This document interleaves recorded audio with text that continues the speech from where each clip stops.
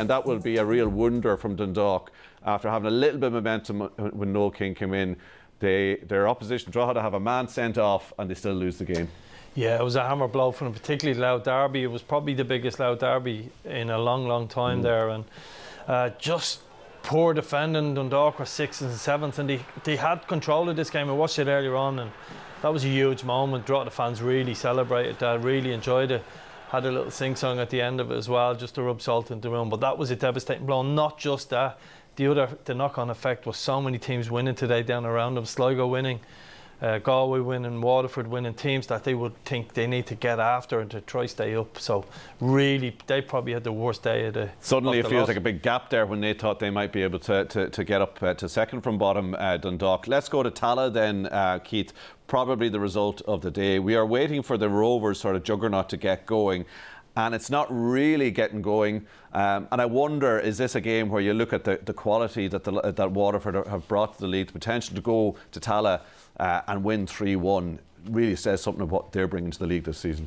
Yeah, and I watched an awful lot of Waterford last season, and when they come up, I thought they'll be absolutely fine. The way they play, the way they go about it, the hard work is really, really good. So set pieces like this, I know Paul threw this one into his own net, but they're very disciplined from set pieces, and you can see from the 2 strikes here, the 2 second strikes, they've got an awful lot of talent in there as well. So it's really difficult. But Shamrock Rovers, for me, they're huffing and puffing. I seen them. That's a brilliant goal from Parsons to hit that into the top corner. But the first 45 minutes they played in Inchicore against Pats, they were unbelievable. It was the best 45 minutes I've seen them playing.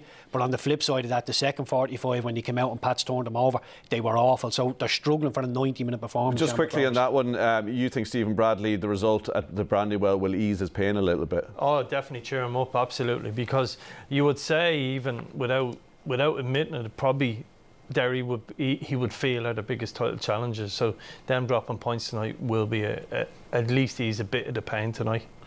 Keith made the point earlier about the argument that there is quality sort of dispersed a bit more throughout the league. When we look at Galway going to Dalymount and beating Bowes who had been on a little bit of an upward curve and probably thought this is another chance for them to join that sort of top 3-4 conversation. Does that sort of validate that point? It does. I think. Look, we've got almost everybody full-time bar Drogheda, and they're sort of semi-pro as well. So look, there's a lot of quality in the league. It's probably evenly spread out. Didn't shock me, this result. I spoke a couple of weeks ago, got a bit of stick about it, talking about Bowles will probably win 3 or 4, but lose 3 or 4, and I think that's the case for so many teams. And anyone that goes on a bit of a run can move up that league, so quickly. So. It's just the only consistent thing about our league is everybody's inconsistent. Yeah, Galway 7 goals conceded, 8 scored. That is efficiency, isn't it? It's just on that. It's gas because it's relegation form, only scoring 8 goals in so many games. Yeah. But it's league winning form, only conceding 7. Bizarre. Yeah, indeed. Okay, that's where we have to leave it on that succinct to the point from Vinny there. Keith, we'll let you in again first the next time. No problem. Okay.